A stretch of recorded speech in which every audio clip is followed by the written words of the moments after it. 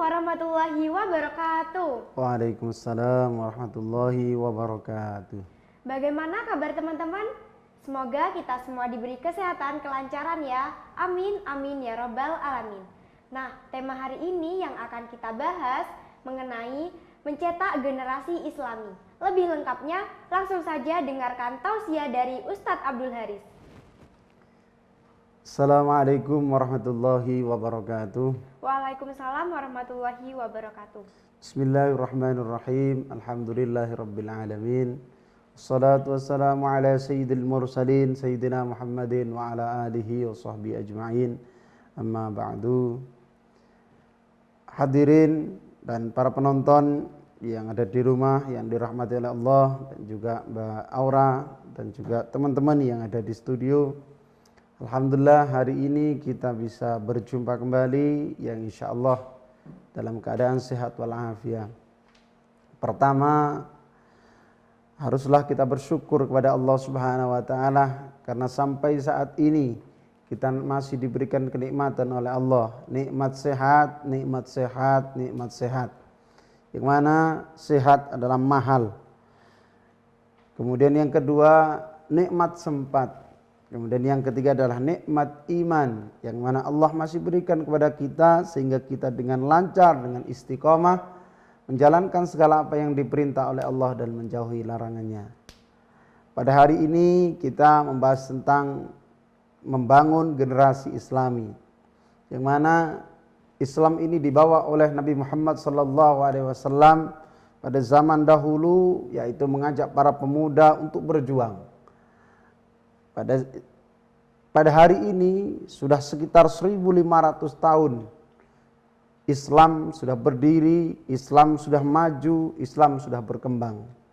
Akan tetapi pada akhir zaman ini sudah masuk abad 21 yang dikatakan kalau kita bahasa sekarang itu abad 21. Nah, itu adalah abad di mana semua teknologi sangat canggih. Perkembangan ilmu pengetahuan, perkembangan teknologi semua sangat maju dengan pesat. Akan tetapi perjuangan Islam tidak boleh kendor sedikit pun. Maka dari itu dengan menghadapi tantangan-tantangan yang ada, kita harus berpegang teguh bagaimana anak-anak muda, anak-anak kita itu menjadi tetap berpegang teguh terhadap ajaran Islam. Jangan sampai anak-anak muda kita, anak-anak Islam yang ada di lingkungan kita terjerumus pada hal-hal yang tidak diperbolehkan dalam agama atau sesuai dengan syariat. Hal yang harus kita lakukan dalam mencetak generasi Islami ini, yang pertama adalah harus dilakukan dari lingkup keluarga terlebih dahulu. Dari lingkup keluarga, lingkup orang tua. Yang pertama yaitu dari orang tua. Sebagaimana Rasulullah SAW bersabda, kullu mauludin yuladu 'alal fitrah. Setiap anak yang dilahirkan ke dunia ini dalam kondisi suci. Fa abawahu yuhawwidani wa yunassirani aw yumajjisani. Maka terserah orang tuanya mau dijadikan apa anak itu, jadikan Yahudi, Nasrani atau Majusi. Maka peran orang tua sangatlah besar di sini. Jangan sampai anak kita terlahir kemudian salah pergaulan, salah didik, maka kita yang akan menyesal. Maka harus kita arahkan pada hal-hal yang positif. Kenapa harus kita arahkan tanggung jawab pada orang tua? Karena kullukum ra'in wa kullukum mas'ulun an ra'iyatihi. Setiap dari kita ini adalah pemimpin. Minimal bagi pemimpin bagi diri kita sendiri, pemimpin bagi keluarga kita, pemimpin bagi anak-anak kita, dan setiap pemimpin nanti kelak akan dimintai pertanggungjawaban. Maka dari itu peran orang tua untuk mencetak generasi anak-anaknya menjadi generasi Islami itu sangatlah besar.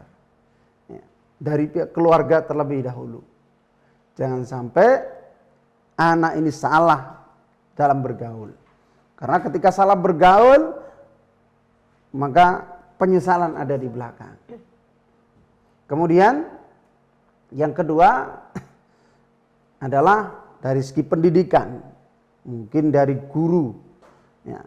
Seorang guru juga harus bagaimana anak ini jangan sampai di pendidikan atau bahkan di luar salah pergaulan.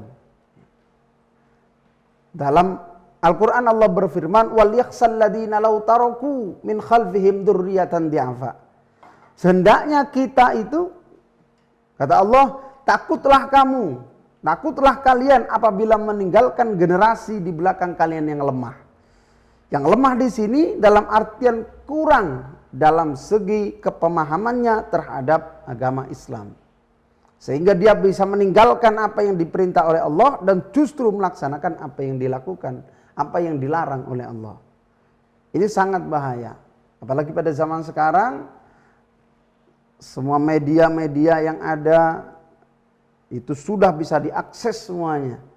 Ya, sekarang sudah bisa diakses dengan handphone semuanya. Informasi-informasi yang masuk terhadap diri seorang anak itu, diri kita termasuk juga, itu semuanya sangat gampang sekali. Maka dari itu jangan sampai pemahaman Islam pun jangan sampai yang salah. Ya, harus tetap berpegang teguh pada sunnah Rasul, pada juga pendapat para ulama salaf yang dimaksud. Kenapa kita harus mencetak generasi Islami, terutama khususnya anak muda? Karena subbanul yaum rijalul ghad. Pemuda zaman sekarang akan menjadi pemimpin di masa depan. Jadi bisa kita baca pemimpin kita di masa depan yaitu melihat pemuda zaman sekarang ini. Kalau pemuda zaman sekarang ini sudah hancur, amburadul, ya misal pemahaman agamanya tidak, kurang peka dalam kegiatan agama, kurang semangat, maka yang kita harapkan ini sedikit luntur seperti itu. Jadi generasinya itu sudah generasi yang lemah. Ya. Jadi boleh kita mencetak generasi ilmiah, orang yang ilmu, orang yang pinter, orang yang punya jabatan tinggi, nantinya menjadi misal jadi insinyur, jadi profesor, monggo silakan. Tapi di balik itu tanaman agama ya harus tetap ditanamkan. Ajaran-ajaran agama harus ada pada dirinya. Karena apa? Karena agama itu menjadi dasar pondasi dia bergerak. Jangan sampai dia hanya pintar saja, tapi satu mungkin pintar. Banyak orang pintar, tapi belum tentu benar. Ya. Contoh, korupsi. Korupsi itu orang yang melakukan korupsi itu pasti orang pintar. Tapi yang dilakukan dia tidak benar seperti itu. Maka jangan sampai generasi-generasi kita itu hanya pintar dalam segi ilmu pengetahuan umum, tapi agamanya kurang. Ya. Apa yang bisa kita lakukan terhadap anak-anak kita? Membiasakan mereka untuk satu, mencintai pelajaran agamanya, mencintai ajaran-ajaran agamanya. Kemudian membiasakan dia untuk senang terhadap kegiatan-kegiatan keagamaan. Ya. Jangan sampai anak kita tidak bisa baca Al-Quran. Jangan sampai anak kita tidak senang dengan sholawatan. Jangan sampai anak kita tidak bisa atau tidak senang dengan majelis berzikir. Kemudian yang kedua, satu tadi membiasakan. Ya, kalau bahasanya orang Madura itu Mbak Aura, ada pernah Pak Haris itu dengar. Bahasanya orang Madura itu likulli syai'in tomanun, likulli tomanun nyamanun. Setiap sesuatu itu harus toman. Apa toman itu? Terbiasa. Likulli syai'in likulli tomanun, setiap sesuatu yang sudah terbiasa nyamanun katanya. Maka akan nyaman dilakukan.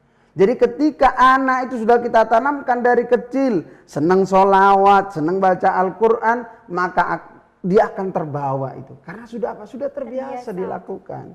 Satu contoh, kita memberi makan anak kita itu dari kecil nasi. Kita itu diberi orang tua kita itu nasi dari kecil. Maka sekarang suruh makan spaghetti itu tidak enak. Kalau tidak makan nasi meskipun spaghetti habis berapa piring, tidak kenyang. Karena sudah terbiasa. Jadi kalau sudah kita biasakan terhadap anak kita itu, sudah kita biasakan senang baca Al-Quran, senang sholawatan, ya insya Allah seperti itu. Kemudian yang kedua, pergaulan yang benar. Nah, pergaulan ini, lingkungan itu sangat pengaruh sekali. Ya. Maka kepada anak-anak muda, jangan sampai kalian salah pilih terhadap pergaulan. Ya. Contoh, kalau kita kumpul dengan orang yang jualan parfum, maka meskipun kita tidak pakai parfum, kita ikut wangi seperti itu. Tapi kalau kita berkumpul dengan orang yang mungkin kita kumpul dengan orang yang anu sampah gitu ya, mungkin ya kita juga ikut kotor seperti itu. Jadi pergaulan, lingkungan itu harus juga mendukung terhadap perkembangan anak itu, sehingga kalau tadi dibiasakan sudah, kemudian pergaulannya benar, insya Allah kita bisa mendapatkan anak-anak calon generasi penerus kita ini menjadi generasi yang memang kuat dalam segi agamanya, kuat dalam karakter keagamaannya, sehingga dia tidak melakukan, meskipun dia sebagai seorang mungkin nanti jadi orang sukses, sebagai seorang pejabat, sebagai seorang yang terkenal, yang dikenal, maka dia satu, tidak sombong. Dua, dia tidak melakukan hal-hal yang mungkin dilarang oleh agama. Ya mungkin salah satunya tadi itu korupsi dan lain sebagainya. Ya, karena kita kehidupan sehari-hari itu sesuai dengan kebiasaan kita. Ya, kalau sudah menjadi budaya, menjadi kebiasaan dalam diri kita, maka itu akan terbawa terus sampai bahkan sampai tua kita nanti. Ya, seperti itu. Jadi ini sangat penting kita lakukan pada saat ini, mengingat sekarang zaman sudah zaman modernisasi, zaman modern sekarang. Akan tetapi dengan zaman modern itu tidak boleh meninggalkan kita. Bahkan dalam agama itu disebut yang artinya gini, kok lupa Ustaz. Yang artinya gini, jagalah sesuatu yang lama itu yang baik, dan ambillah sesuatu yang baru yang lebih baik. Ya. Ikhfadu ala qadimis sholeh wal akhdhu bil jadidil aslah, mungkin seperti itu. Menjaga kebiasaan yang lama itu yang baik dan mengambil sesuatu yang baru yang lebih baik. Artinya kita bukan mengajarkan anak tidak mengikuti zaman. Boleh, silakan pakai HP, pakai ini dan lain sebagainya. Tapi kebiasaan beragama kita, kebiasaan kita yang baik itu jangan sampai hilang gara-gara adanya media-media tadi itu. Zaman pengembang globalisasi ini. Jangan sampai modernisasi, jangan sampai menghilangkan kebiasaan kita yang itu sifatnya yang baik. Mungkin itu saja Mbak Aura yang bisa Ustaz sampaikan. Semoga generasi-generasi kita ini pada abad ke-21 ini tetap menjadi generasi yang teguh, generasi yang kuat dalam pemahaman agama, generasi yang kuat dalam menjalankan, mengamalkan seluruh perintah agamanya. Sekian dari Ustaz, kurang lebihnya mohon maaf. Wallahul muwaffiq ila aqwamit thoriq. Wassalamualaikum warahmatullahi wabarakatuh. Waalaikumsalam warahmatullahi wabarakatuh. Alhamdulillah ya, semoga apa yang disampaikan oleh Ustadz Abdul Haris dapat bermanfaat bagi kita semua. Sampai di sini dulu ya, jangan lupa like, comment, and subscribe. Wassalamualaikum warahmatullahi wabarakatuh. Waalaikumsalam.